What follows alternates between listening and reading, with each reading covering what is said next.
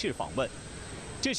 বিশ্ব বাণিজ্য যুদ্ধে যুক্তরাষ্ট্রের আধিপত্য রোধে ভিয়েতনামে একাধিক চুক্তির পর মালয়েশিয়া সফরে চীনের প্রেসিডেন্ট শি জিনপিং।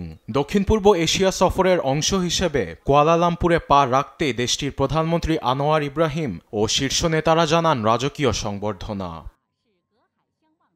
চীন মালয়েশিয়ার মাঝে দ্বিপক্ষীয় সম্পর্ক জোরদার ও ওয়াশিংটনের শুল্কের পাল্টা ব্যবস্থা নিতে বৈঠকে বসেন দুই নেতা।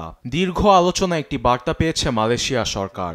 যুক্তরাষ্ট্র থেকে চীন অনেক ভালো অংশীদার বলে মন্তব্য করেছেন উচ্চপদস্থ কর্মকর্তারা।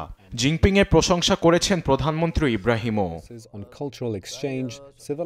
প্রেসিডেন্ট শির সঙ্গে বৈঠকের পর বুঝতে পেরেছি তার চিন্তাভাবনা অন্যদের থেকে আলাদা। অর্থনীতির পাশাপাশি তিনি সাংস্কৃতিক বিনিময়, সভ্যতা, পারস্পরিক শিক্ষাকে বৈশ্বিক নজর দিয়ে দেখেন, যা এই যুগের রাজনৈতিক ব্যক্তিত্বদের মধ্যে সাধারণত দেখা যায় না।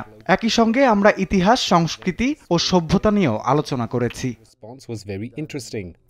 আর চীন ও মালয়েশিয়ার মধ্যকার দ্বিপক্ষীয় সম্পর্ককে কৌশলগত সমন্বয়ের মাধ্যমে আরও জোরদারের আহ্বান জানান প্রেসিডেন্ট শি জিনপিং।